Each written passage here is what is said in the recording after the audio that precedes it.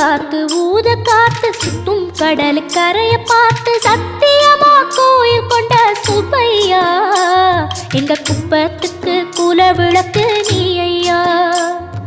வாட காத்து வீச பார்த்து அலைய எதிர்த்து வலைய போட்டு மீன் பிடிக்கும் தொழில் நடக்குது முத்தையா. கரை மீண்டு வர காவல் உந்தன் வேலையா. திருச்செந்தூர் ஆண்டவனே வேல் முருகா தினம் உனக்கு நன்றி சொல்வோம் மால் மருகா.